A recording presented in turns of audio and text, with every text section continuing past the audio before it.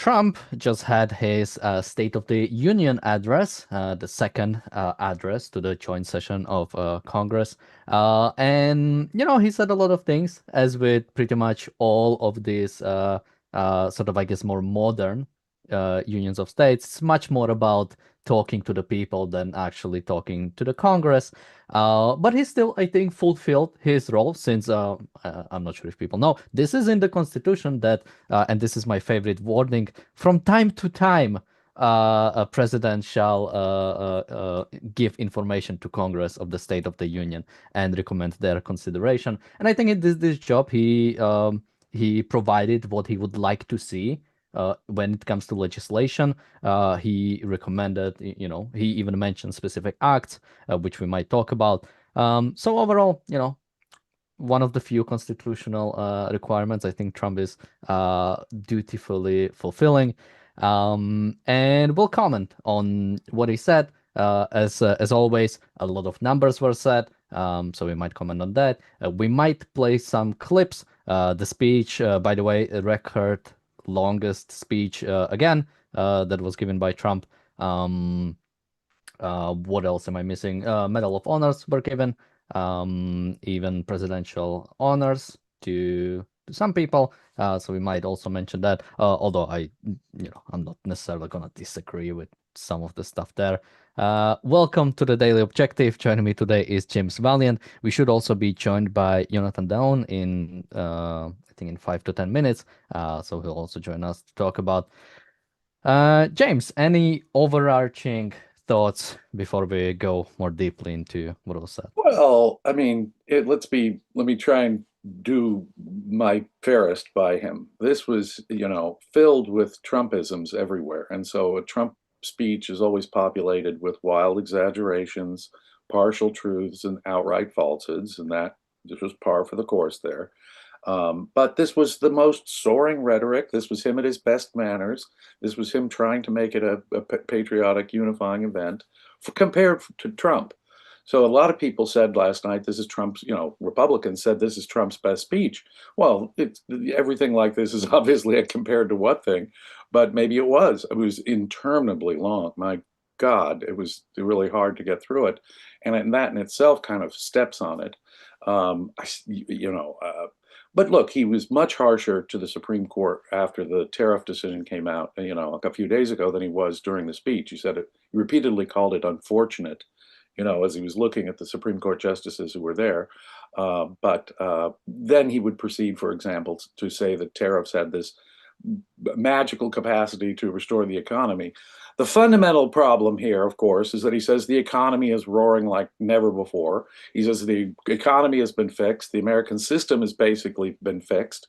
And that is, in effect, a big lie. I mean, the American economy is still not in a healthy situation. I mean, again, I'll give him credit where credit is due. His environmental laws, rollback on environmental laws, have caused greater energy production and lower gas prices. He may have exaggerated about the degree of lower gas prices, but oil production, energy production is up. They are rolling back environmental regulations. He does have a tax cut there. But of course, without concomitant spending cuts, the American people will still be paying for it with higher deficits and the inflation those can cause. The idea that the American economy is back is a wild exaggeration or fixed. It's not. It's still fundamentally broken in certain ways. And to say that what's happened over the last year means that America is back and roaring like never before in American history is just historically out of context. And then the worst thing, of course, are when he tries to defend his bad policies. Tariffs did not cause this resurgence in the economy. That's simply false. Furthermore, the real power lines that the Republicans have been touting is the first duty of the government is to protect citizens, not illegal aliens. Well, what do you mean there, Mr. President? Are you saying that aliens don't have rights, even illegal aliens, and that the American government cannot violate anybody's rights, including aliens? This was the understanding of the Declaration of Independence, James Madison, the 14th Amendment. All persons, not just all citizens, have rights and the equal protection to the rights. I mean, there's no question that that was powerfully misleading in a certain way, and yet that's going to be, get this, they're you're going to repeat that in television commercials, campaign ads, as if, and that will appeal to certain people, and that's the unfortunate thing, is that the idea that aliens don't have rights is the implication there, when the government has to protect everybody's rights, everyone who's here. Obviously, America can't protect the rights of people outside their jurisdiction. They can't violate anybody's rights, though. And when someone isn't within their jurisdiction, they have to provide everyone the equal protection of the laws. That is in the Constitution. And so it was, again, misleading half truths to appeal to kind of a tribalistic attitude that is unfortunately prevalent and out there. And then, of course, taking credit for everything under the sun. I mean, that's Trump's way. I mean, he'd take credit if the sun rose in the morning. Take, for example, on crime. Yes, we are having some really nice low drops in the murder rate, for example. But America was on a secular decline over the last couple of decades in the crime rate. There was a little COVID bump. But the year before he became president, crime was already heading down. Fentanyl deaths were already heading down. So this is kind of like taking credit for the weather, taking credit for the sun coming up. Politicians will do that. If he thinks it had to do with his, I mean, whatever you think of closing the border, he has closed the border, but that surely was not the main component of this. And if he thinks that if his immigration policy was the main component in crime dropping, then that again is just another misleading assertion on the part of Mr. Trump. And then when we had foreign policy, at least he didn't mention Greenland. At least he didn't mention Canada. But look at the way he phrased Iran.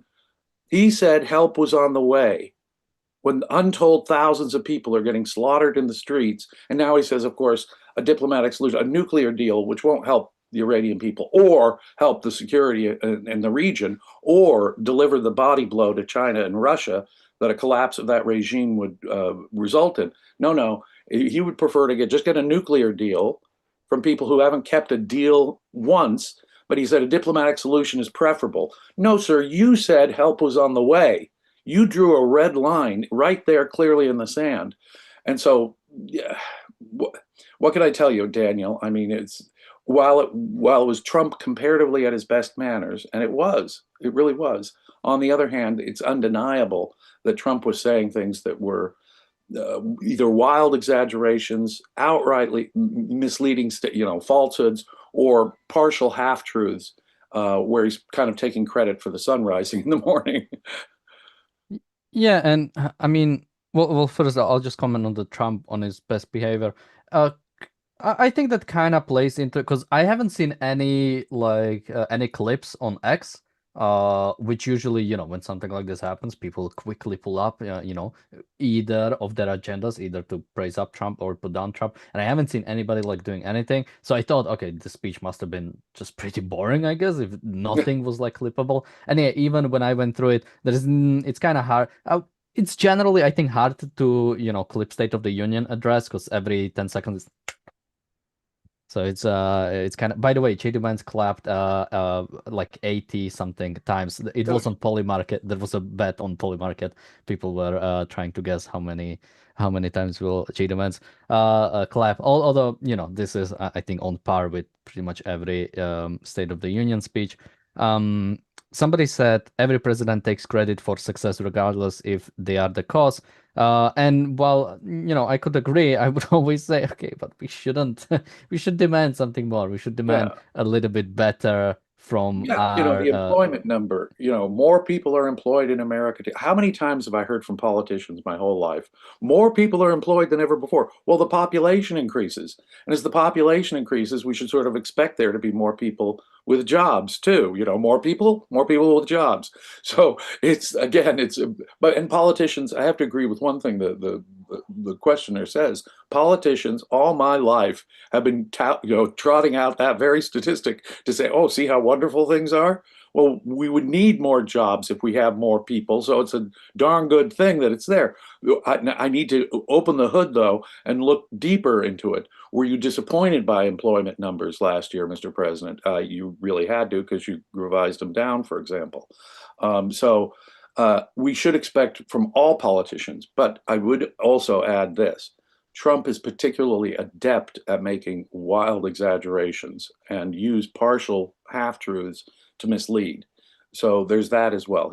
But what would you say? He's a particularly good politician, which means he's a particularly good liar. But yeah, that's very common for politicians to use, for example, that very statistic in just that way. So we have Jonathan joining us. Jonathan, do you have any just opening thoughts if you saw some of the speech or yeah, anything you'd like to say? Good evening. Thank you for having me. Sorry for the delay. Let's just get right in. I'm also catching up on the address itself. From what I saw, it was, as you can expect, very, very populist and not very inspiring from that perspective, not very intellectually deep, I would say, uh, if we were to put it mildly. But let's just get into it. Sure. We have super chat from Bonnie. Thank you so much. So yeah, I have one clip that I think will do, but I'll just cover a few things that happened before this. So I have pretty much like note for every minute of the speech, just my thoughts at the time. So yeah, basically Better the part of 2 hours, yeah. Daniel. I mean, Uh, almost 2 hours long. That thing was a marathon. I was growing, my head was dipping as I was watching it last night. Yeah, Uh, so the start was basically, everything was terrible. Then I fixed it, meaning Trump. We should mention Al Green, Representative Al Green was kicked out again, just like he was last year. Last year he was, I think, because he started yelling at Trump, if I remember. yes, and So he was faced escorted. Yeah, yeah. he was escorted out of the building, and now More than 70 Democrats of Congress just failed to appear and did not show. And because of the censure in the demonstrations last time, the Democrats said, well, we're going to be on our best behavior. But nonetheless, Al Green was escorted out. And there was another moment where Rashida Tlaib and Ilhan Omar started yelling at the president. And whatever you think of the president, that's probably not your best forum for getting your point across. It's not a good look for the Democrats either. Their response sucked. The newly elected governor of Virginia gave the response, and it was miserably bad. I have to say. And yeah, okay, yeah, the Biden administration was a nightmare, but Mr. Trump, you didn't fix it. You fixed the world in 1 year. You know, that, it's the fundamental evasion on that scale. Talk about anti-intellectual, my God. This is Trump with his, at the end, he had this soaring rhetoric for Trump, about the, Declaration of Independence and America's 250th anniversary. But it was the intellectual, depth is, like a tiny, 1 centimeter deep puddle in terms of how shallow it was, intellectually speaking. Yeah. by the way, here I also have Trump said that 0% illegal aliens have been admitted to the US, which I found like a weird line because generally I don't think you admit illegal aliens. I thought the whole purpose. Well, he's comparing it to the getaways at the border, the acknowledged getaways under Biden at the border. Hmm. And the border there's no question, fewer people are getting across the border. But is that a good, one of the things I didn't like about it is that America will always welcome immigrants. Oh, yeah? Have you tried to get a visa to the United States lately? America is currently and this is something within a president's discretion, unfortunately, under the law. We've turned down legal immigration made it so hard and so complex that it's practically impossible for law-abiding, peaceful people to migrate to the United States under existing law. And so when he says something like, we'll always welcome immigrants, oh yeah?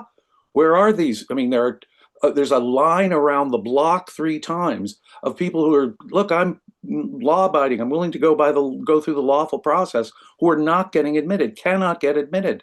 We have just this Byzantine visa system, and we put up all these barriers. America is not welcoming of immigrants now, even peaceful, law-abiding immigrants. America is not welcoming of immigrants right now. And when he says we'll always welcome immigrants, it just drops that entire context. I mean, even Yeah, people and trying just to do quickly, it the legal way j- just can't. just to put a number to what James is saying. So unless you have a job or family relationship, with family just means like very close. Like I have a family in America, but it's not close. Like basically, I think like three different people would have to get citizenship before me until the family line like gets to me. But if you want to do through the lottery, which is basically anybody can apply. Generally, now these numbers depend very much on what country you're from, but generally you have about 1% chance to have a chance to get it like every year, once a year. So general, if you want to go through the lottery, it could take you 30 years or forever to actually It's get the visa. nearly impossible, even for law-abiding people trying to go by the legal mechanism to lawfully migrate to the United States. So when he said we'll always welcome immigrants, that was powerfully misleading in my mind. America is But no longer welcoming yeah, immigrants. let's take a look at one of the clips. Rates are the lowest in 4 years and falling fast, and the annual cost of a typical new mortgage is down almost $5,000 just since I took office. 1 year.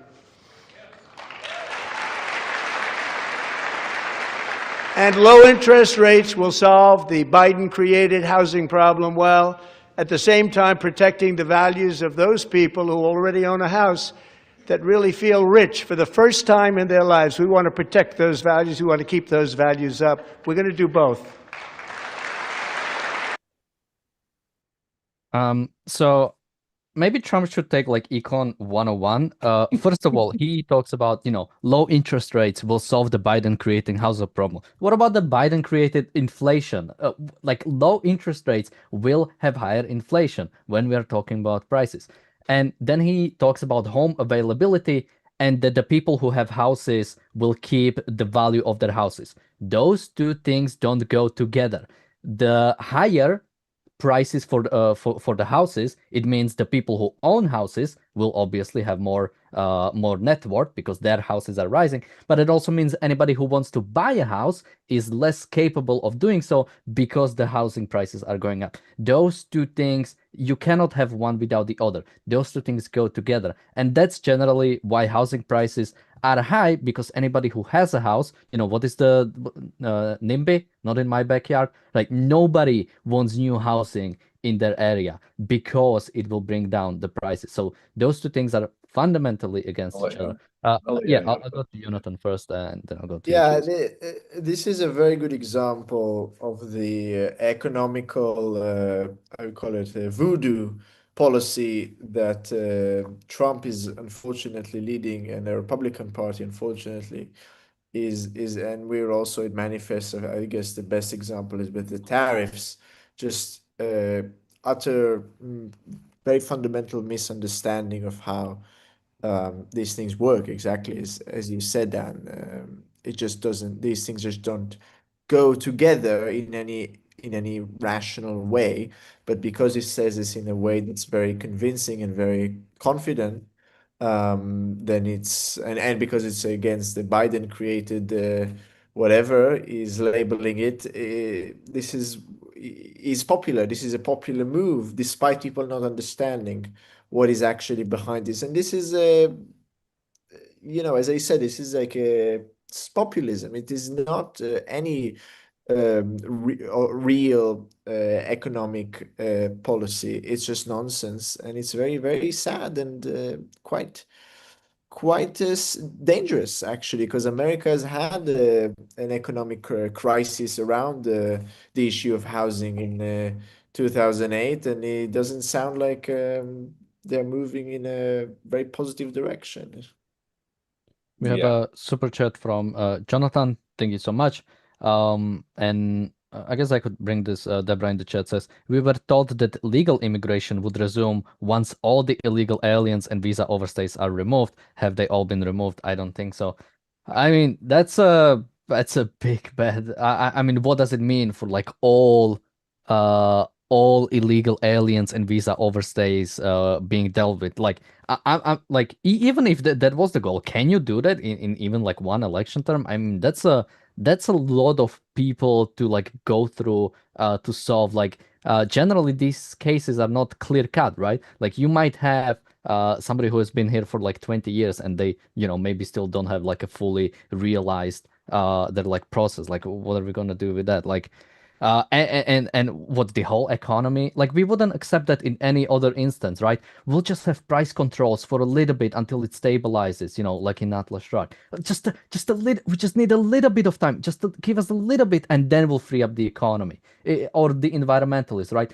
We just need to clean up the environment, and then what? And then we'll be all capitalists. Greta Thunberg will be creating a coal company, to really pump up those numbers now that we are carbon neutral. Like, And we'll impose no. tariffs to increase free trade, Yeah. don't you know? And what Jonathan said was really perfect on the housing issue. I mean, and take, for example, what Trump's specific policy proposal here is. He doesn't want corporations, these big, bad, evil corporations. There's nothing capitalist about his approach here. So he's going to have a regulation that says corporate entities cannot purchase up existing housing.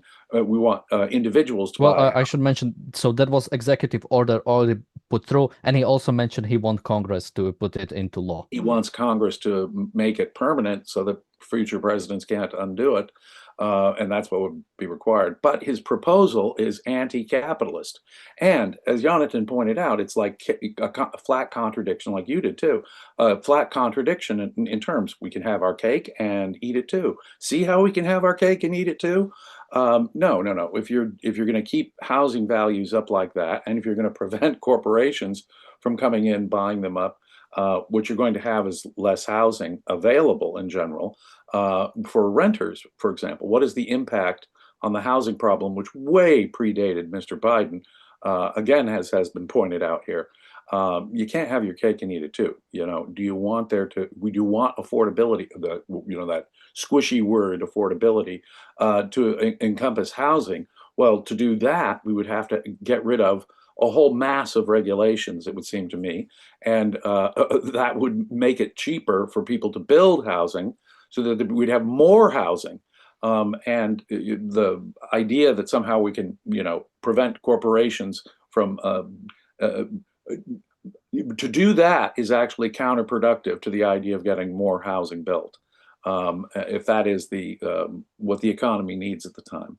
So the guy's, thick in economic illiteracy. His proposals are statist in nature, but because he presents it, like Jonathan says, in a have your cake, eat it too kind of way, it's gonna sound good to a lot of ears, and that's the way Trump normally goes. It's not untypical of politicians, but Trump is really, really a master at using emotion, using a fact out of context, giving you a flat contradiction, like cake and eat it, have your cake and eat it too on housing, and then that wider point though, big bad corporations, tariffs are the fix, corporations are bad guys.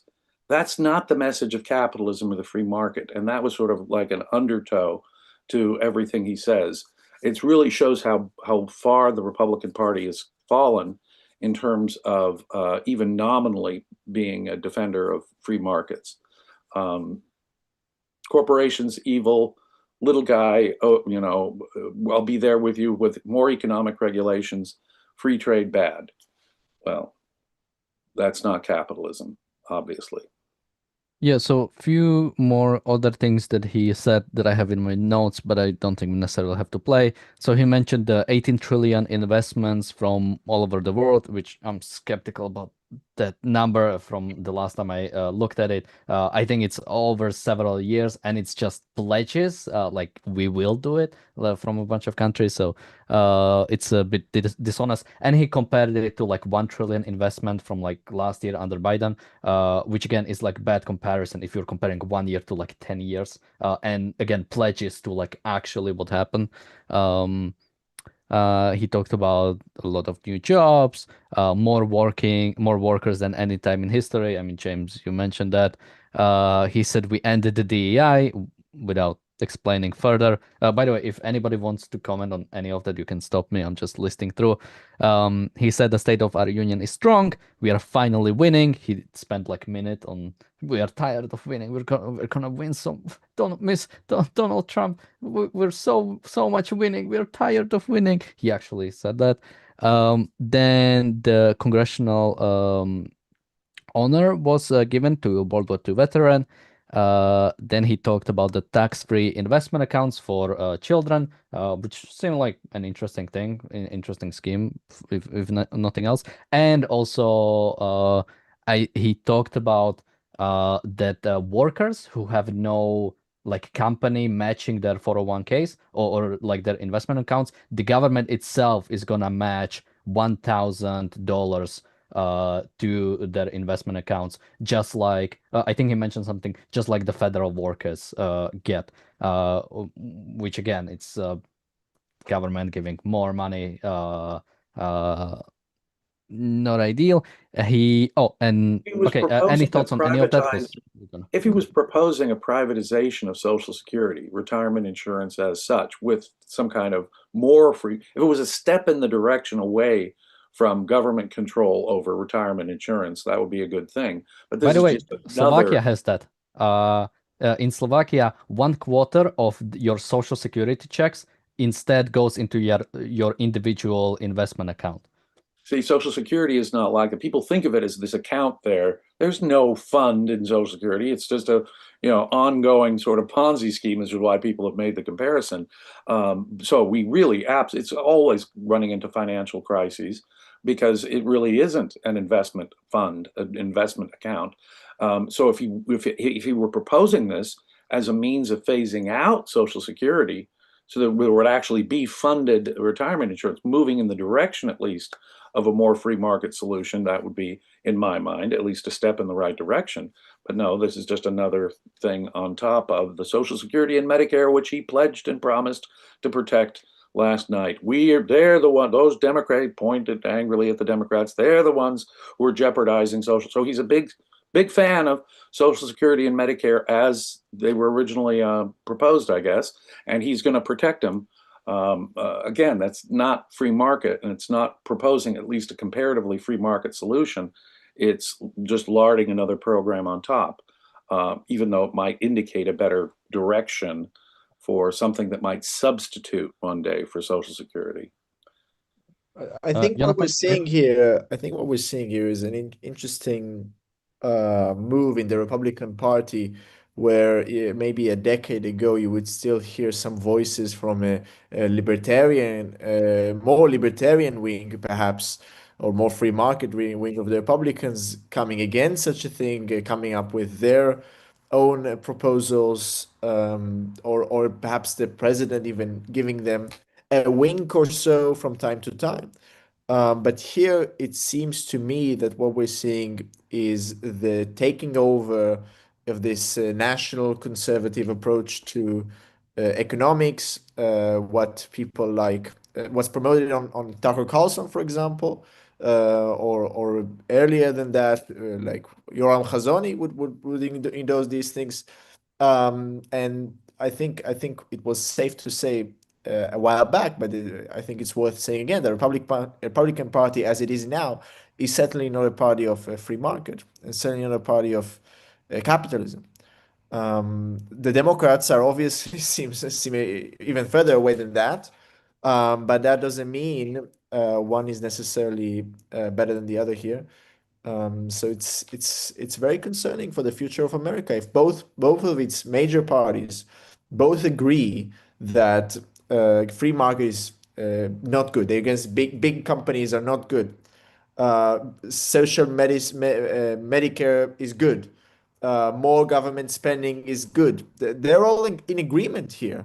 So what are they actually disagreeing on? What is the difference between the Democratic Party and the Republican Party, if not the face of the person who leads them? And Well, and it's that flavors. becomes I what? think Sorry. They have different flavors of fascism. One is Yes, a nationalist to, sort of, notice the religion that he put into there. right. Notice, the citizens, it's the duty of government to protect citizens, and they guess they can violate the rights of aliens. But the point is, it's a nationalist sort of tribalism versus this more communist, and that's the direction the Democrats with Mr. Mamdani, for example, is Right. more directly Marxist. So it's flavors of what you pick your flavor of fascism, because well, that's what it's basically become. Yes. Yeah, I So mean, unfortunately, there seems to be no voice for the individual, only voices for the so-called collective. yeah, I mean, in many ways, this could be like conservatives just returning to their roots, because even the idea that conservatives are free market, that there are pro-immigration, that are pro-freedom, is a relatively sort of unique American thing for some time, right? Just take social security. I don't know how much you guys are into history. Do you guys know what was the first state that implemented and which government implemented the sort of first social security the way we think of it today? Was it Germany?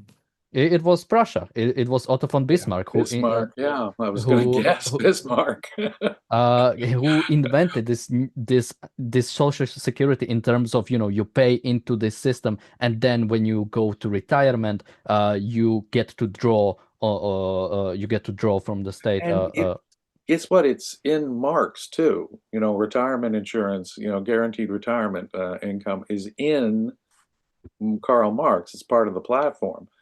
People don't, and Americans really don't realize how much of the socialist agenda has actually been enacted into our federal government, no less. And if you find Mamdani, that's the thing. You'll hear Republicans, the voice on the right, for example, you can read right-wing media a lot, and they'll say, put down Mamdani, and they'll say, oh, yes, we can't have this progressive, socialist, Marxist, communist, da, da, da, da. And then what does Trump do? Trump has his own command economy proposals to protect the little guy, to protect the worker, and so ideas that were once associated with trade unions, labor unions in my country, such as protectionism, tariffs, or strong immigration laws, keeping people out so we can jack the wages up, those were considered leftist ideas once upon a time in this country. But you're right. Over the course of my lifetime, certainly over the course of the last century, the Republican Party has, since the 1920s, surely abandoned any significant defense of the free market. I guess one could comparatively say, well, gosh, Reagan was, let in more immigrants and was, tougher on tariffs and stuff. But Reagan did not he promised to cut the Department of Education, never did. Deficits went up, spending still went up. And with Trump, I got to say, I see this same kind of pattern there. We have what does he want? He wants credit card interest rate regulations. He wants no corporations to buy residential real estate, et cetera, et cetera. So Trump's solution is very frequently the command left, what used to be in America considered the left-wing type solution to these economic problems.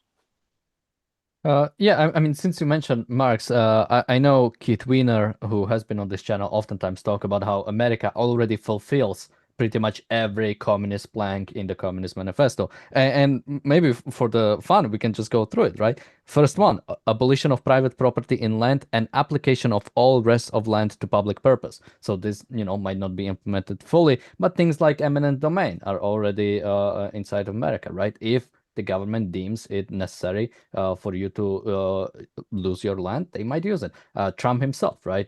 He made sure to make use of eminent domain during his business years. Plank 2, a heavy progressive or graduated income tax. I don't think we even have to talk about that. 3, abolition of all rights of inheritance, which thankfully is not yet common in America, but people are pushing for, right? People are calling for more taxes when it comes to inheritance.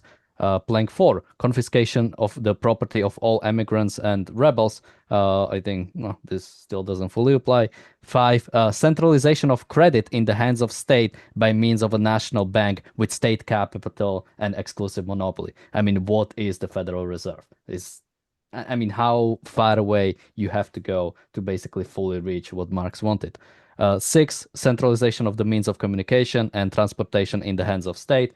Another thing, right? Like what what type of roads in America are really like private, or what type of communications are private? I mean, when the airways sort of debate started coming up, because this only happened in like the mid 20th century, government was quick to basically nationalize the American Airways. And I could go through it, but yeah, I recommend people like checking out Communist Manifesto and seeing what already applies, what we already pretty much accepted as like a standard means. Like imagine calling for abolition of Social Security in America. I mean, people would think you are, I mean, even Republicans, right? Like Trump is here outwardly defending it. There have been Republicans who proposed moving in the direction of privatization.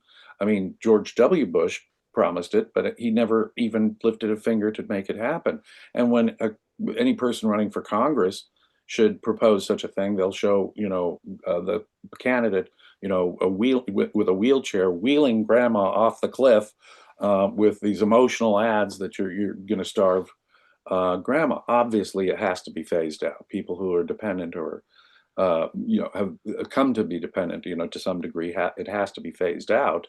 Obviously, it was wrong for government to break people's economic legs like that in the first place. But now, then say we'll provide them the wheelchair, we'll provide them the cane, as the analogy that's been commonly used. But you just can't do it. So the populist Republicans have completely turned their back on that because they don't want to face standing up for the truth and for economic sanity or for justice. Remember, this is a violation of rights to do this. We can never lose sight of that fact. And the Republicans have long lost sight of that fact and have basically joined the economic democracy, economic populism bandwagon that the left pioneered.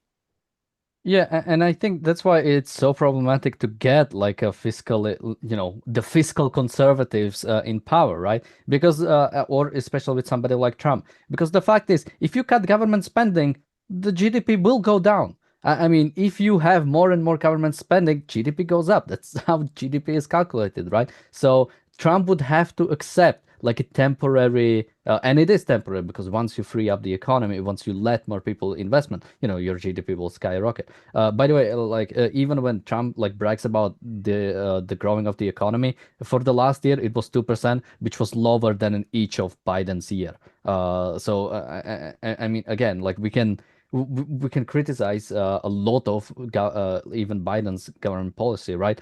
But the fact is, like Trump is not even accurately describing oftentimes the situation.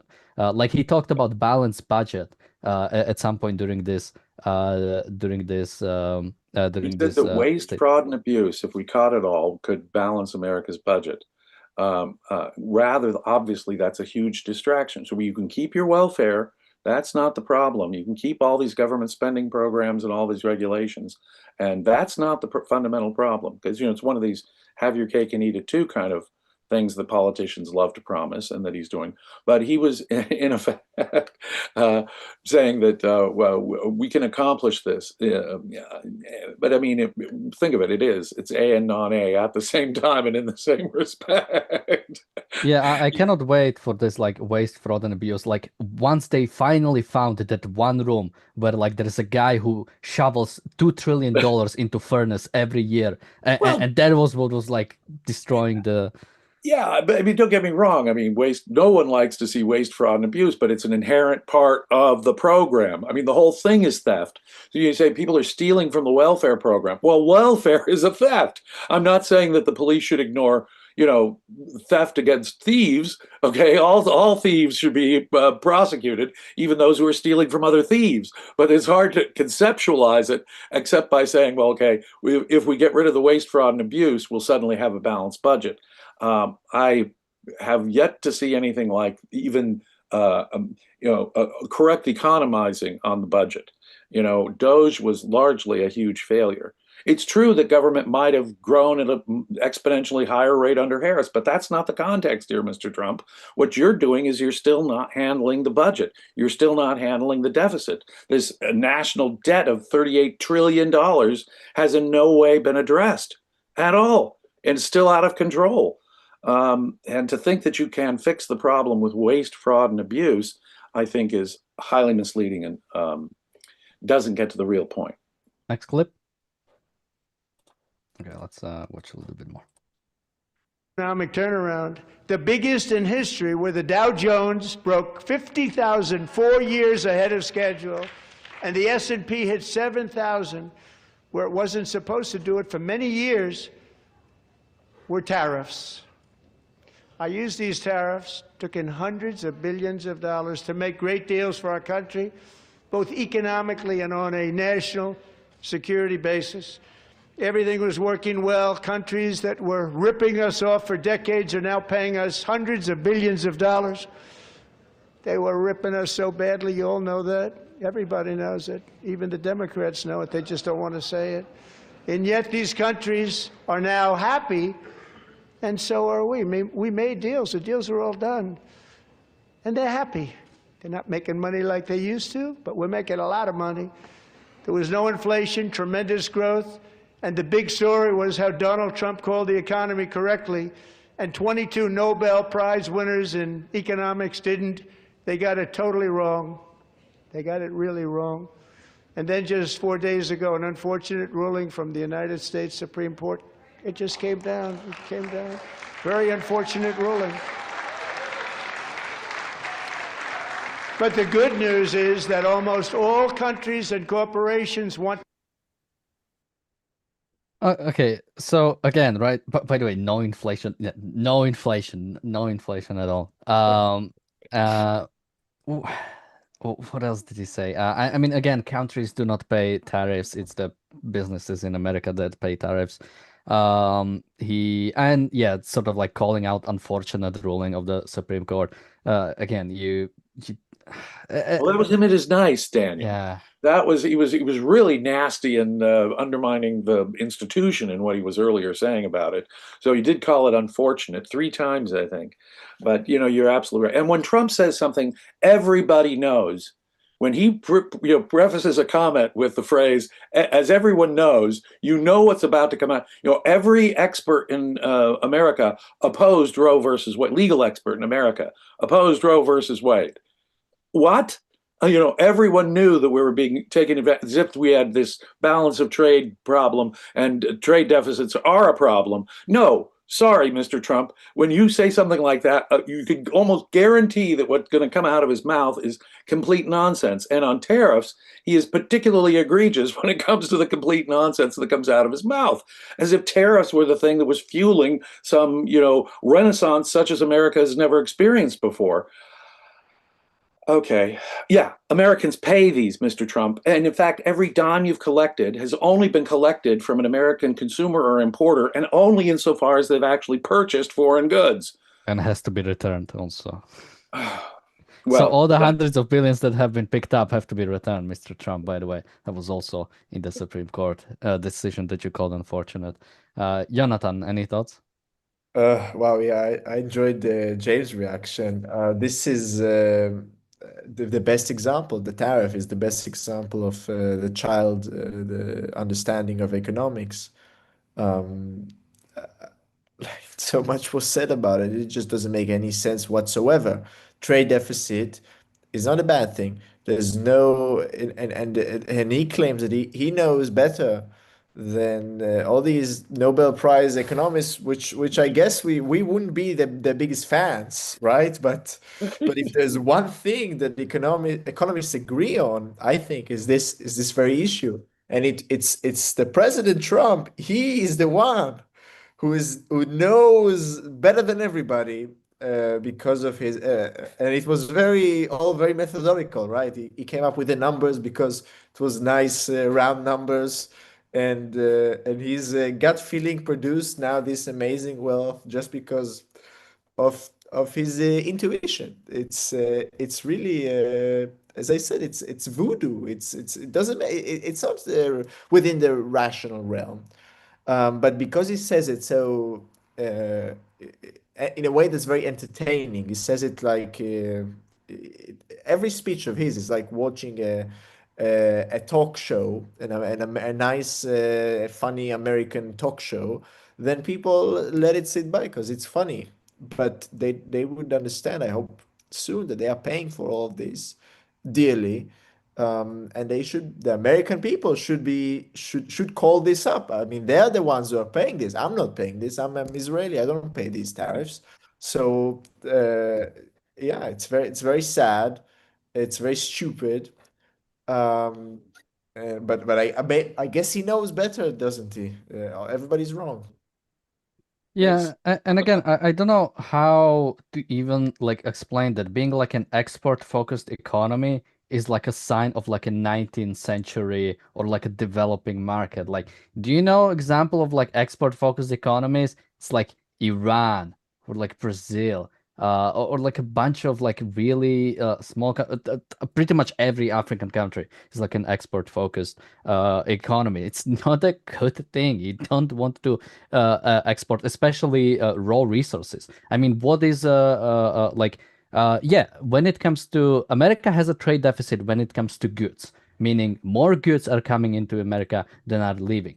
But do you know where it doesn't have trade deficit? When it comes to services, because America exports an insane amount of services. Take like IT companies, take social media, take movies. I mean, Hollywood. America exports insane amount. Like, what do you want your people like making some gadgets in a factory, or do you want them working in the movies, or working in IT sector, or working in like actual service providing industries? Those are always just so much better. I mean, what are we doing here, right? Like, would I rather be here doing this show, or be in a factory a little bit from here, like making steel?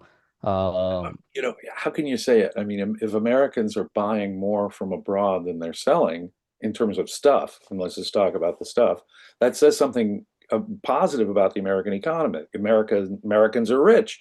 They can afford to buy French champagne and the best products from around the world, or the cheapest products, by the way, around the world. But no, he's clearly tariffs are a subsidy of exporters in this country at the expense of all other consumers. It cannot be a net benefit, ladies and gentlemen, to the economy to do that.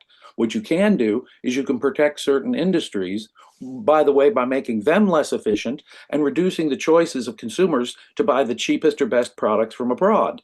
That's all you're doing. A trade deficit is not a problem as such. And to frame it that way, as if Americans are getting, quote, ripped off. Well, let me suggest another thing, too. You're right. It shows that the American economy is more service-oriented these days in terms of technical stuff, too. I mean, really productivity-enhancing activities as well. But if we have a problem with the manufacturing sector, let me suggest it's because of our onerous labor laws, our onerous environmental laws.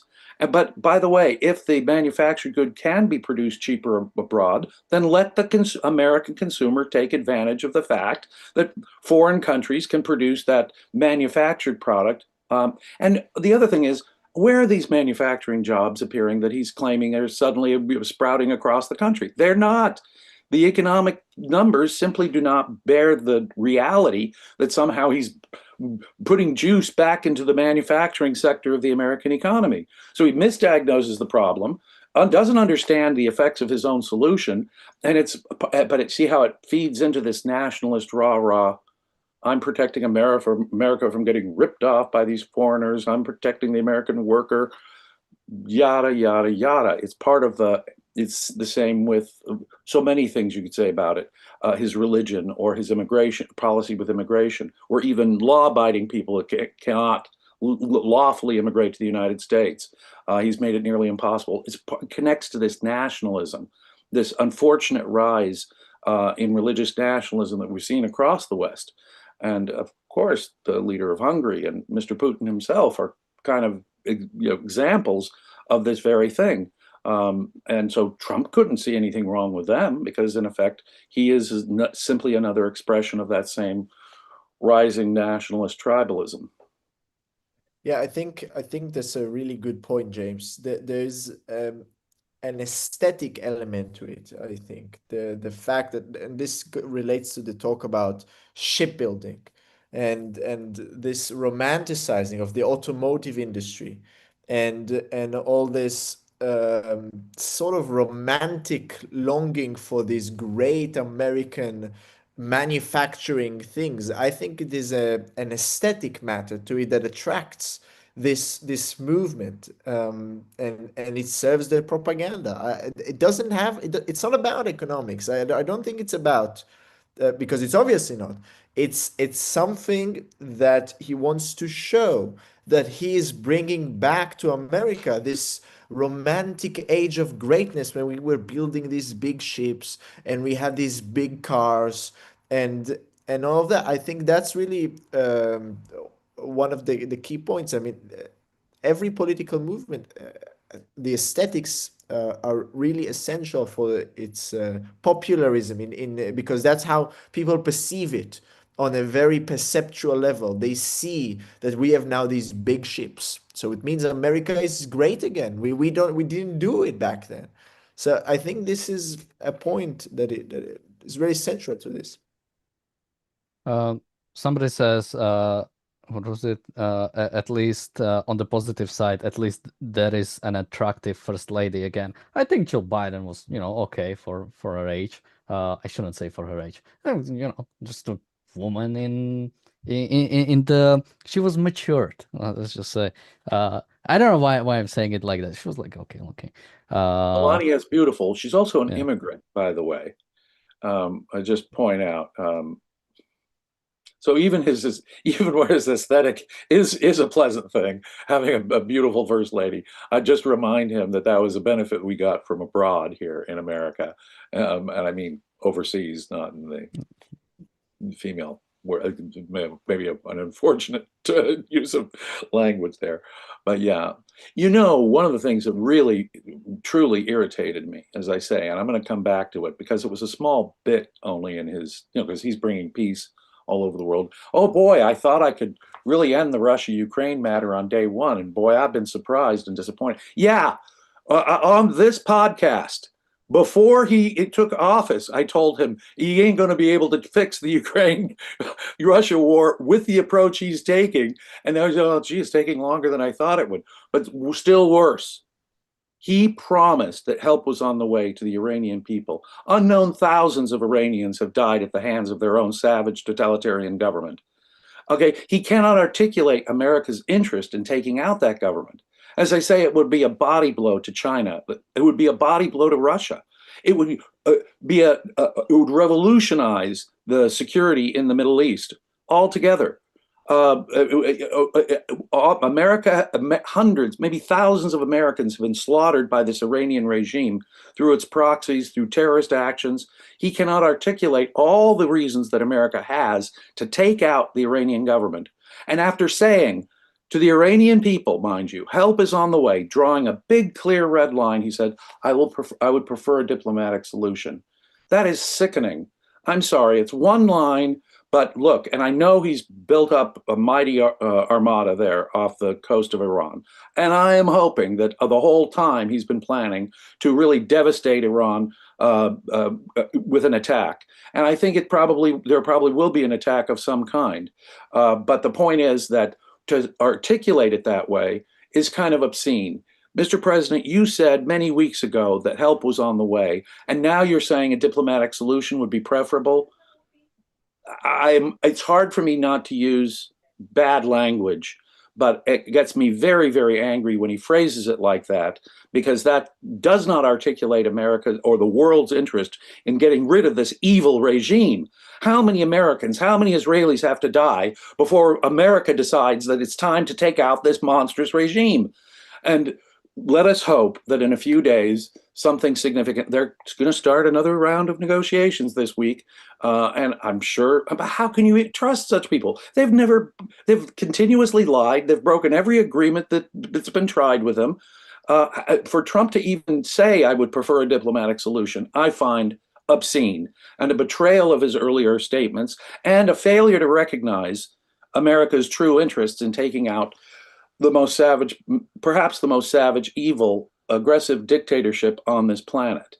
China and Russia, I grant you, are bigger threats in one sense, but what a body blow it would be to both of those countries. I mean, Russia gets drones from Iran, China gets oil from Iran. It would be a body blow to our enemies if we could take out America's enemies, and would be an enormous benefit to the whole world if we could take out this Iranian regime for many, many reasons. Could we imagine, people say, well, what would be the blowback? China and Russia did nothing about the previous attacks by Israel and America. They're not making noise right now. Russia's caught up with its own war right now. This is the moment to attack. Israel has devastated their defenses, but they're building. Now is the time to do it. It won't cause a regional war. Are you kidding? That's preposterous to think. And can you imagine a worse regime than the one we've got?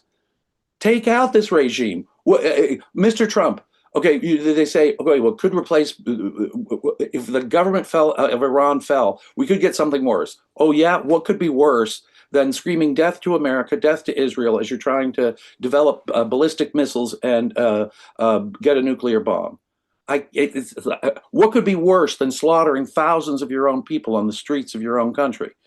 I can't imagine a worse government. It's worth a try to take out this government completely. I just don't get the logic behind these peaceniks on the right now, who are embracing Islamic culture like Tucker Carlson that we've complained about many, many times. But there are people, and I think J.D. Vance, the vice president, is the leader of those voices talking into Mr. Trump's ear. Oh, but we don't want to get involved in a foreign war. This is the war to do, man. If anything is worthy of America's military action, surely it is here. And you, Mr. President, made a promise. I'm sorry, for one little line in the State of the Union, I know I made a big speech, but and just on the J.D. Vance, I mean, we know from the conversation, from the Telegram conversation leak we had about the Houthi attack, right? Where J.D. Vance was very much not in favor of even attacking the Houthis that were attacking international shipping. Just quickly, somebody said, but Melania Trump was legal immigrant. So this is from her Wikipedia. For her first weeks in the United States, her travel visa did not allow her to work in the country. Despite this, she accepted 10 modeling jobs that earned her approximately $20,000. She then received H-1B visa that allowed her to work, which H-1B visas are another example of what Republicans weren't really keen to support. I think it was a big thing last year. I think it was early into the administration, right? There was a big argument over the H-1B visas, and that Republicans weren't, or at least some Republicans rather, weren't really a fan of that. So again, like, people always talk about legal immigration, and then they make the legal immigration worse and harder in like every possible scenario. I mean, even when it comes to visa applications, right? The Secretary of State said that it's going to be harder. More things there are more things that could be denied because this is fully in the purview of the executive or of the Secretary of State. So again, like, yeah, everybody should agree that legal. I mean, by definition, everybody agrees with legal immigration. Like, it's legal, so we agree with it, at least on the sort of level of like, should it be prosecuted or something? Like, obviously not, right? So everybody agrees with that.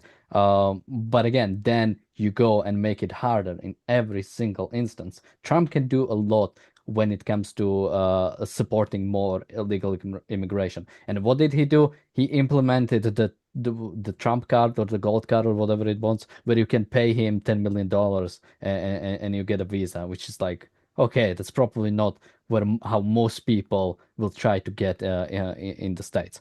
And that was already an option earlier. He just made it He just made it a little bit easier. Because even the past, if you had like millions of dollars, I think even in the past you could immigrate into USA. You simply had to invest inside of America, and it had like ties to it. Like you couldn't just like invest a little bit and like get it out or something like that. You have to actually prove sort of interest in investing in It's America. just a corruption. I mean, people from allied civilized nations cannot get in when they can demonstrate that they're perfectly law-abiding. We put on all these restrictions. You shouldn't have to prove that you have a spouse. You shouldn't have to prove that you have a high-paying job or high skill. It should be, if you are not a terrorist or a criminal, it should simply be a matter of right coming into the United States. I hate to break it to you, Mr. Trump, again, with that tagline that you're going to use. I don't mean to make another speech, I'm sorry. But with the tagline that he uses, we'll always welcome immigrants. Well, you could at least turn the knob up to allow more legal immigration, and he will not do that. Even legal immigration, even under the narrow circumstances that our immigration laws permit. He's not permitting more legal immigration of peaceful, law-abiding people, even in that category. Yeah, and just quickly, because somebody says bribery, I should clarify, because I said give money to Trump. The 10 million is going to state treasury. It's not going personally to Trump to like allow some people in. Just to be, the bribery is not as obvious right now, and we'll actually have a clip on that in a little bit. But let's first watch this one. I'm also ending the wildly inflated cost of prescription drugs like has never happened before.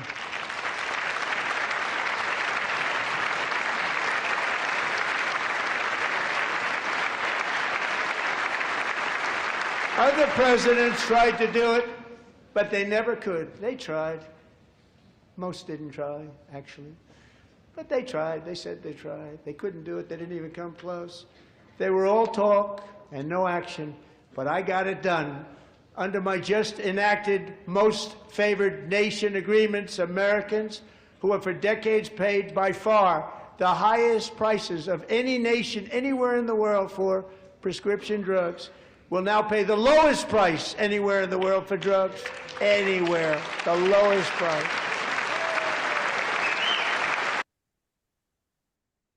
So just a reminder, that's price controls. That's what he is bragging about. And again, the way he puts it, right? Presidents in the past tried and nobody could. What? This was executive order. You mean they couldn't write on a piece of paper like lower prescription drug prices? Like everybody could do it. They didn't do it because they probably had a little bit better understanding of economy and understood that this is probably not the greatest thing to try to put forward. And probably even when they try to do it, probably something more comprehensive is somewhat more desirable than just putting an executive order and demanding something. By the way, I think he mentioned a couple times, I don't know if it was in this speech, that he lowered drug prices by 600%, which I mean, I'd have to give him that. I had that's truly something nobody has ever achieved. Jonathan, any thoughts? I'm sorry, you have to fill me in because what is the actual executive order? Well, what does it say? What's the background for this? For a long time, Americans, the perception has been that, well, geez, America puts all the money into developing these drugs and medical treatments. And then in foreign countries, of course, because of their socialized medicine and subsidized policies, they pay a much lower price for prescription drugs. And so Americans have been paying a, quote, higher price for prescription drugs. But as Daniel points out, the solution that Daniel has pointed to and that Trump is offering is, in effect, price controls. And of course, that will only dry up the supply.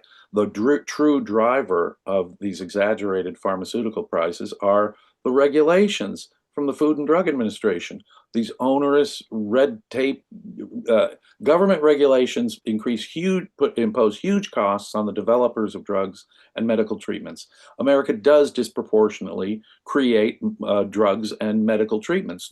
And so those companies have to pay not only for the development of the drug, which is expensive enough in itself, but for all of these cumbersome, ridiculous regulations. And of course, we completely subsidize demand. So it's bottomless demand in this country. So the drug companies can charge enormous sums. But the solution is not to go to a European. So he's insisting on, for example, most favored nation status type drugs, prices on drugs, another government command solution that can only be counterproductive in terms of the availability of new drugs and medical treatments.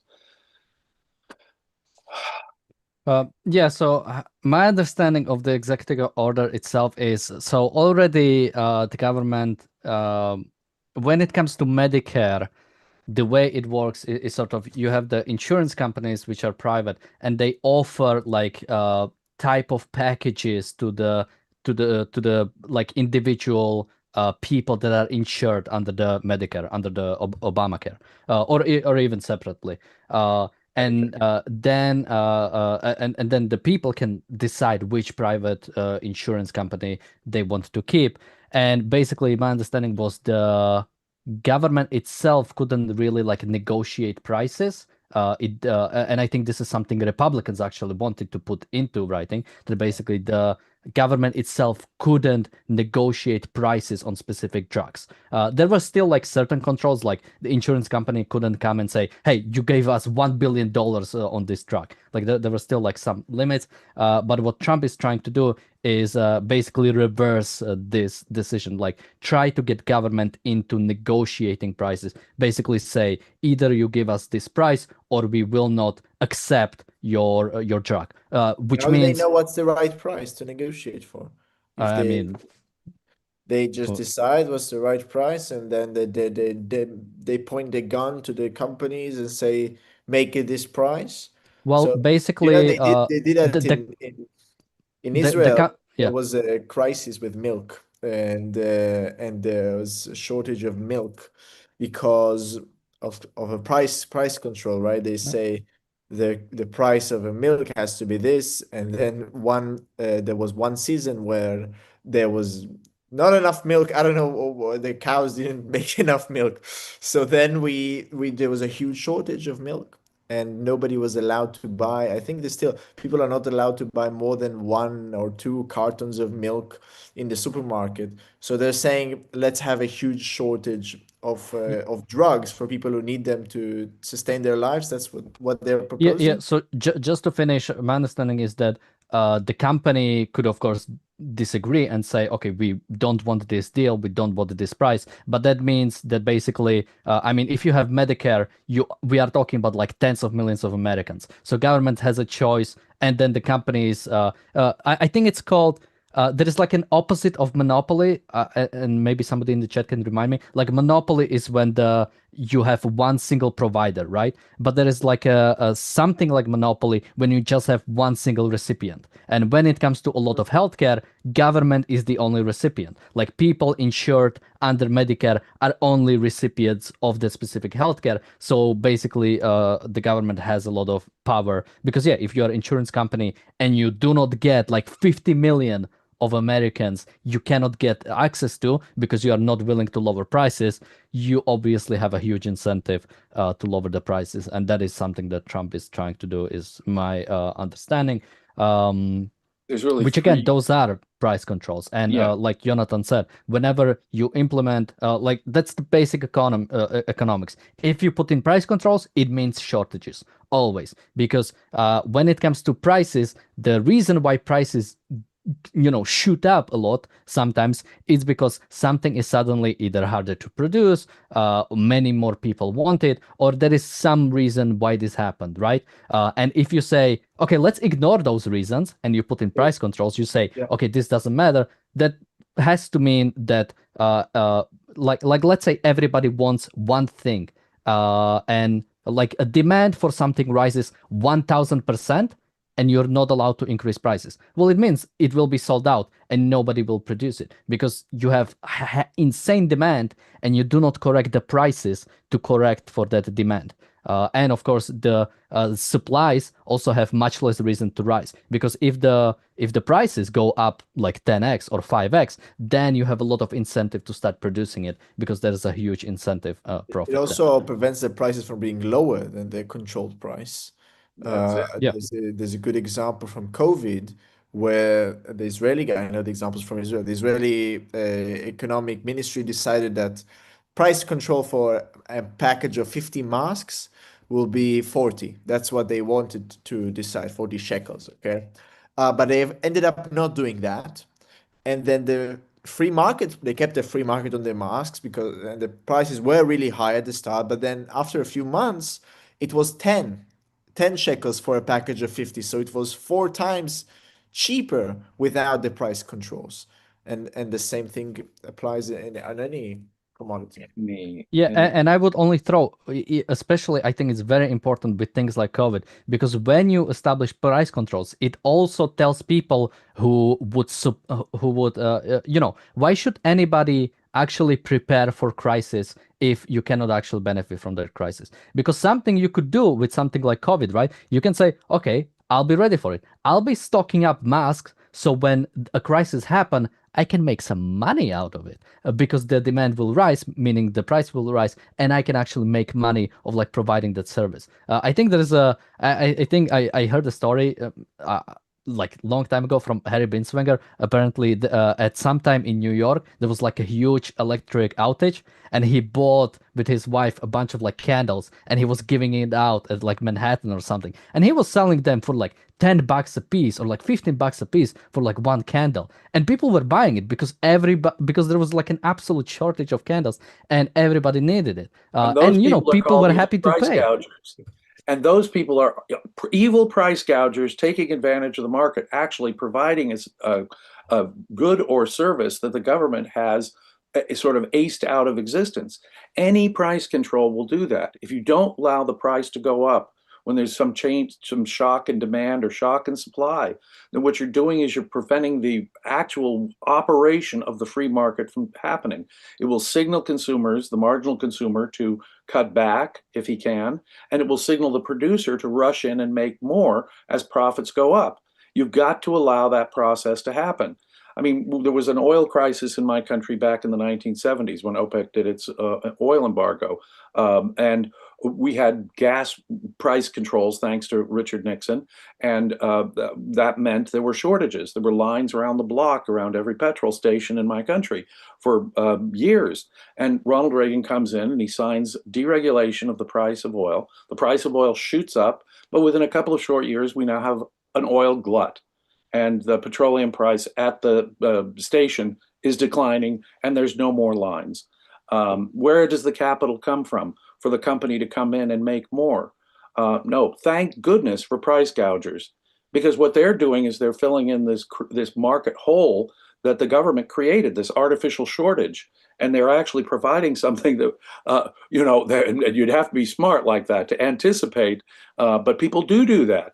But those people are villainized, totally demonized as price gougers when they're actually providing something people are willing to purchase and value that much at the time.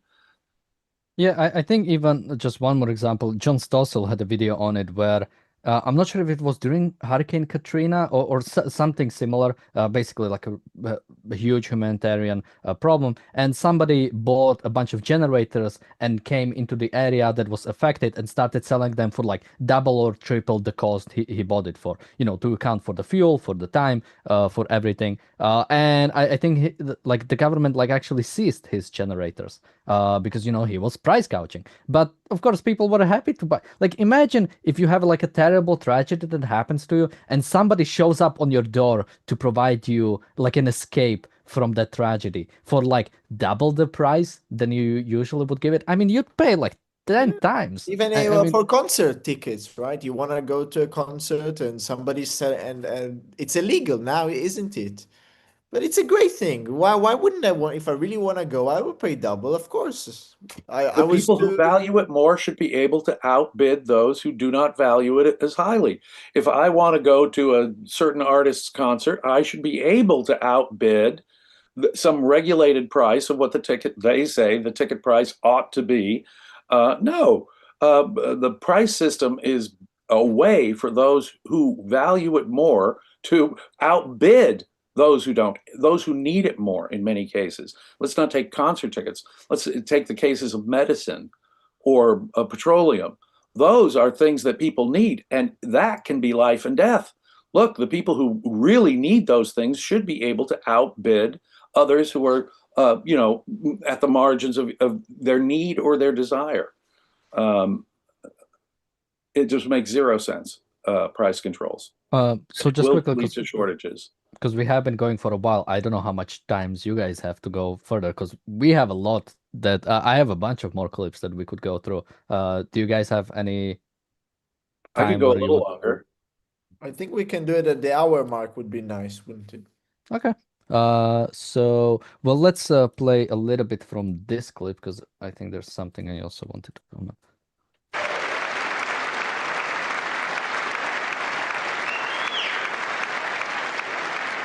So, in my first year of the second term, should be my third term, but strange things happen. I took So I wanted to play that, right? Like he says, ha ha ha, should be my third term. I should have one, I'm denying the results of the last election. And also if I won, I would run for a second term, like making joke out of it, and then Republicans are laughing. Like I could like understand it's a joke. It's not a joke if like okay, me joking about that I'm like racist or something. It's a joke because I'm not actually racist, right? But like Trump joking about running for a third term or denying an election results can be funny if he didn't actually do it. Like he actually did is still denying the results of last election and tried to try to basically overturn the election. Like that's not a haha funny.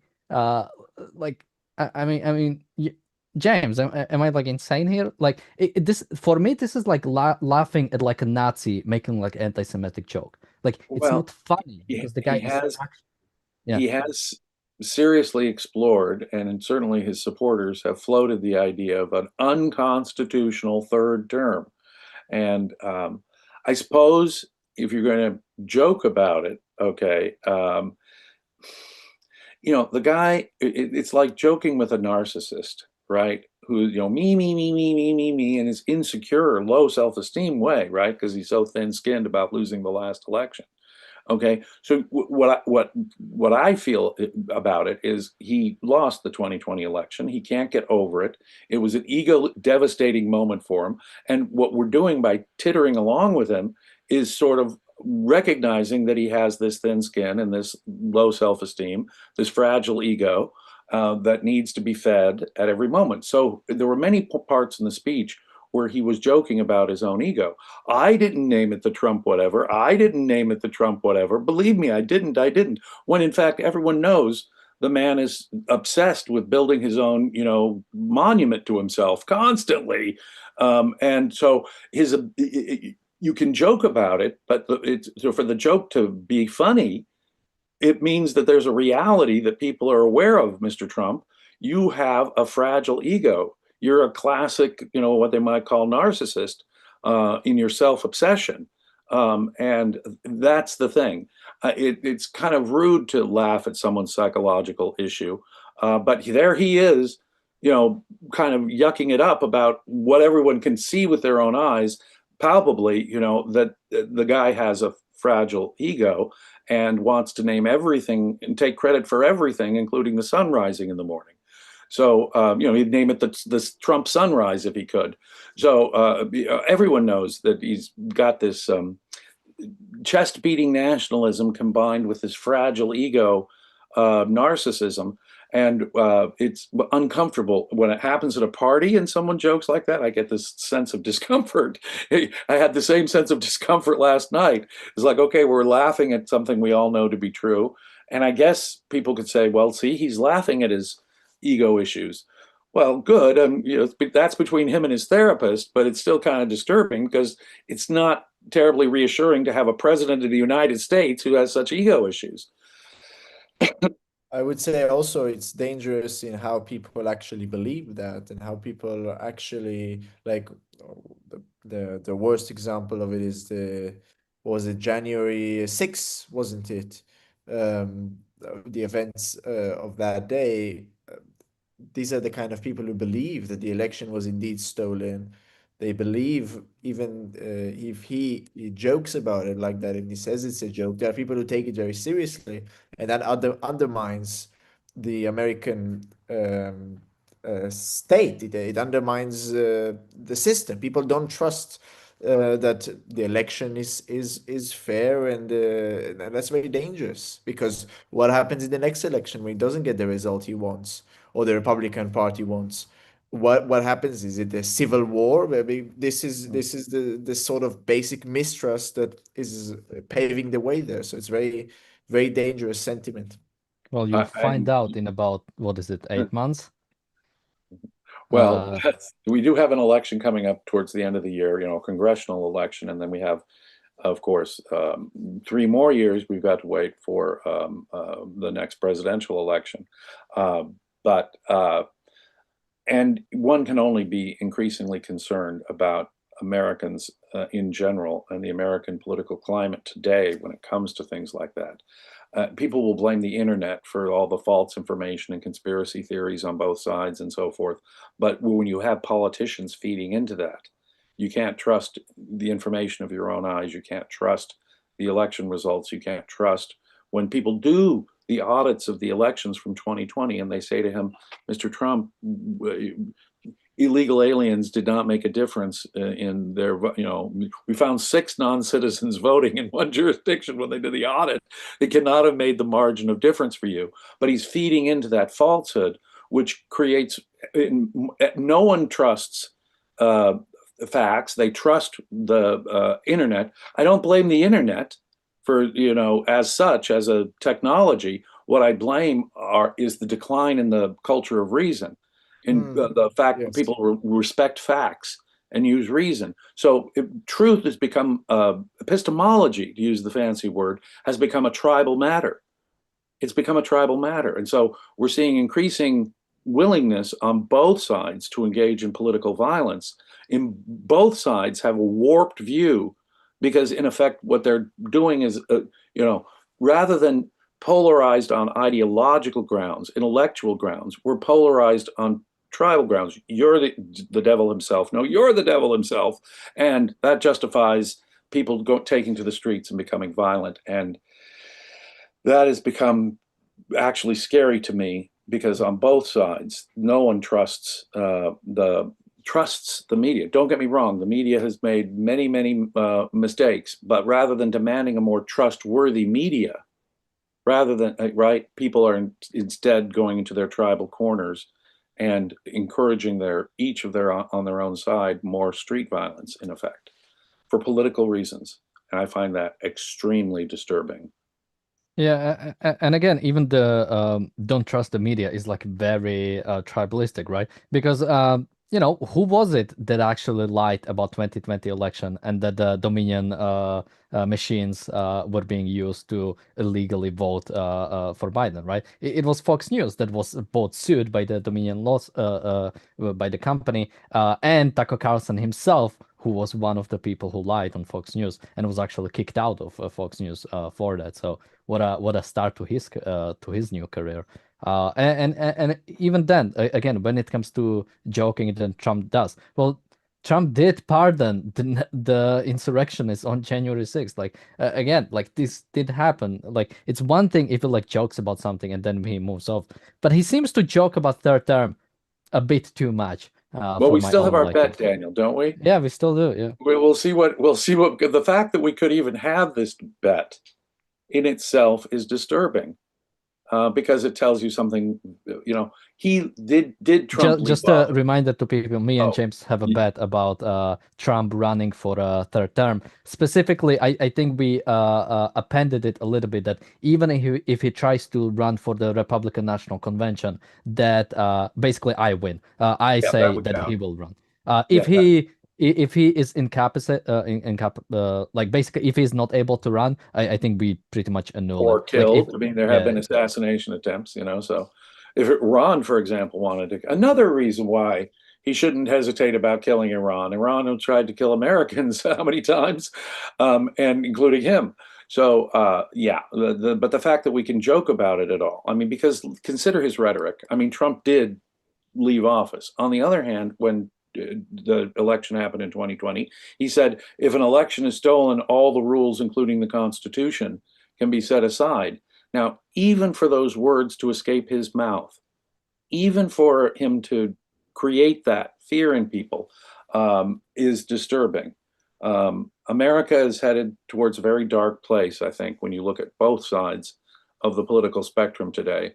You have got censorship, Trump calling for censorship with the FCC, the left being perfectly happy with censorship of political ideas and of the internet and wanting hate speech rules. America itself, when something so fundamental as free speech is under assault like that, when the Constitution itself is held in such contempt by both the ideologues on both sides, we're skating on thinner and thinner ice, America. As an American, that has got to be the thing that disturbs us most, right? Our very constitutional system is being undermined from both sides, frankly, and that is very scary. Yeah, and people in Trump's inner circle are exploring the running for a third term. People like Stephen Miller, people like Jesus, what's his name? I forgot. Who's the really unkept guy? Bannon. Bannon, thank you. You knew who I'm referring to. It conjured an image. So there's actually one more clip I wanted to go through, so let's quickly do that one. And stock market has done so well, setting all those records. Your 401ks are way up. Yet half of all of working Americans still do not have access to a retirement plan with matching contributions from an employer.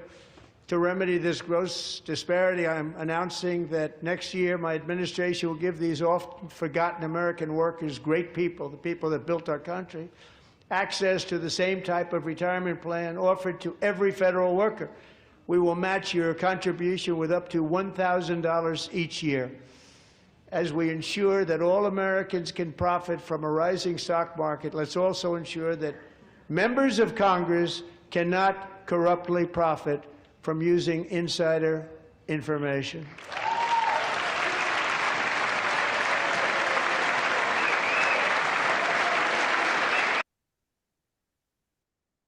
So I wanted to play. By the way, have you looked at Elizabeth Warren? How she was very happy to hear what Trump was saying. He's like, oh, what is this? And what actually? And then she stood up, as well as all Democrats did, to clap for that. He also mentioned sort of stop the Congress from profiting from insider information, which, by the way, is already illegal. I don't know what I actually read the bill they are trying to propose. Basically, the bill says that if a congressman wants to sell a security, they need to inform a clerk or somebody inside of government at least 7 days before they do so.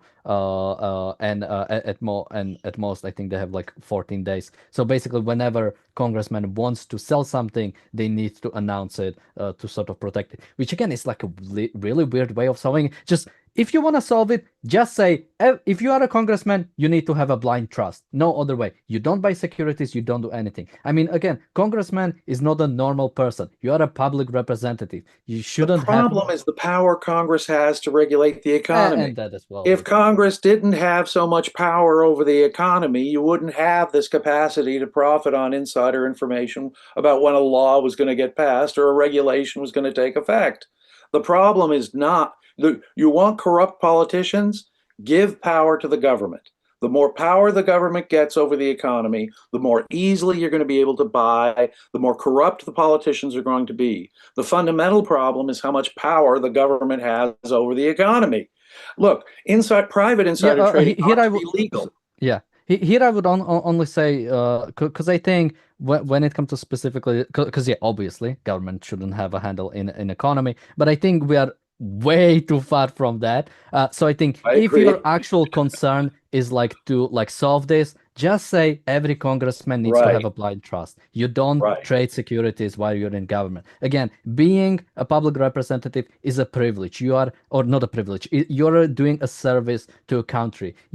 Some of your sort of individual choices should be restricted. When Trump is a president, he cannot be at the board of some company, right? All of his companies are going into some trust. Is his family benefiting from cryptocurrency right now? I mean, people who Well, live in we don't glass have houses. regulation there, so that doesn't Well, matter. It's but okay. people who live in glass houses ought not to be throwing large stones like that. So, do politicians inevitably profit from their power lusting ways? Well, this is the Bidens did it. Yes, sure. Nancy Pelosi did. Mr. Trump, is your But family Trump still has a Trump coin where a a Trump? bunch of Trump's family members have access to it. And And he's the also, one if you making the are a crypto regulations. I oh, see. yeah, Okay. also if you are a holder of Trump coin, you actually get a meeting with Trump. So Oh boy. But you see, it's I talk about a distraction and a misdiagnosis of the fundamental problem. But there's also the added layer of hypocrisy.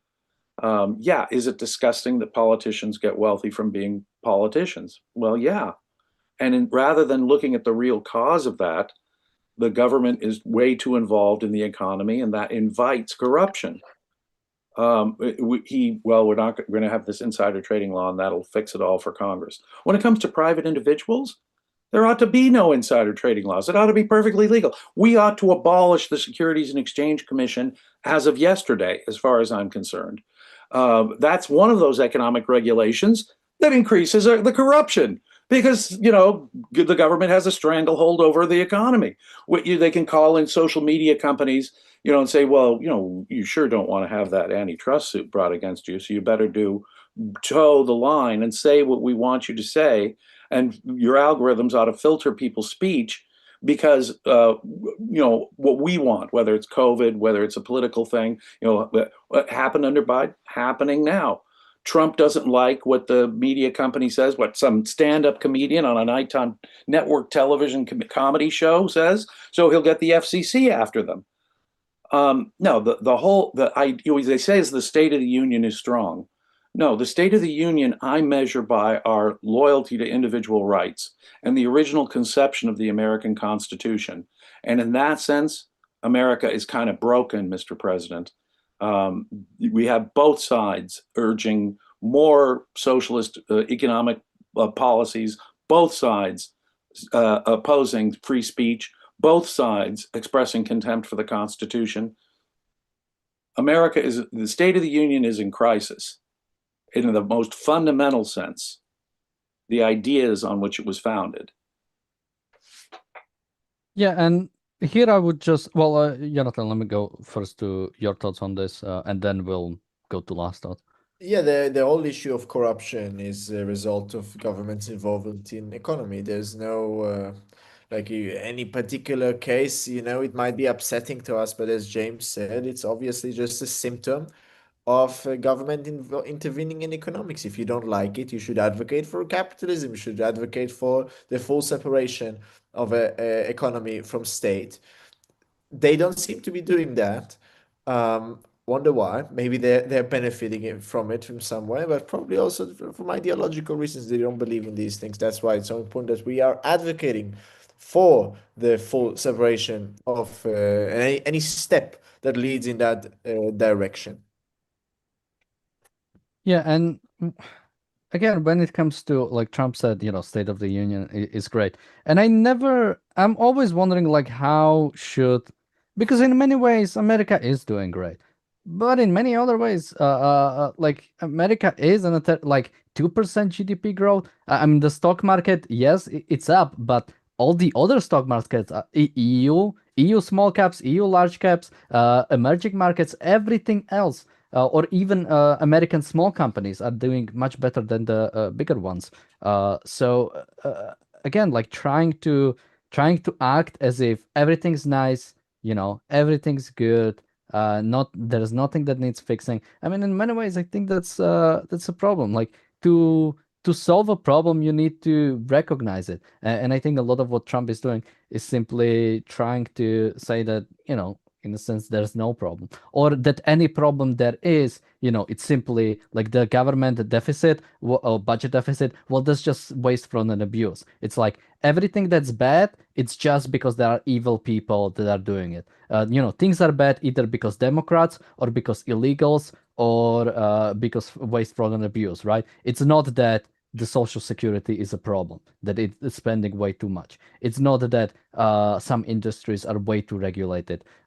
Everything is just there's like these evil people who are trying to destroy. I mean, this is the I think maybe I'm overstepping a bit, but I think this is rooted in the same kind of conspiracism of people who blame the Jews for everything. Like it's this like one thing. If we can just get these evil people and do something to them, everything will be fixed. We don't have to do anything else. Just remove the evil people and it's good. And put whoever you want in that. Like I said, be it the Democrats, the illegals, or criminals or whatever. But James, any last thoughts from you? And also, where can That people was find you? very well said and summarized, Daniel.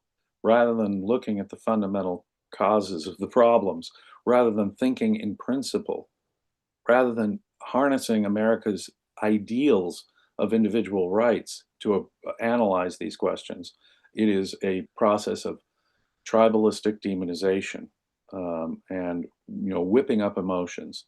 And we unfortunately saw a classic example of that last night from the president. And it was, in one sense, Trump being on his best manners. I get that. Compared to his normal speech, he was on his best manners, as I say. And, there was a lot of rah-rah and, great, wonderful that the U.S. hockey team, took the gold medal and all that. But all of that is also sort of an emotional drumbeat. Not that I'm, not a patriotic American, but the point is, it's just all part and parcel of this tribalistic, emotionalistic drumbeat that unfortunately substitutes for political thinking these days. I'm James Stevens Valiant. I do stuff for members only here at the Ayn Rand Center UK. On Sundays, we're analyzing Leonard Peikoff's masterful treatise, The Objectivism, the Philosophy of Ayn Rand, but you got to be a paid member. Please join us there. I'm over at Facebook almost every day answering questions. James Stevens Valiant. Hit me up over there. We have a member chat from Robert. Thank you so much. He's been a member for 46 months. Thank you so much. He says, sure, America is fixed, like I had my dog fixed. Well, that's that. He also said in the chat, January 21st, 2029, can't come soon enough. Well, let's hope it's not JD Vance. Jonathan, any last thoughts from you, and where can people find you? Yes, well, my perspective on America is an outsider's perspective. I really believe it's the greatest nation in the world in terms of its potential, in terms of the histories. It has the most beautiful history of any nation. It's a place born out of ideas, and we all look up for America for that. We're all consumers of America, whether we like it or not. I'm talking about people from outside America.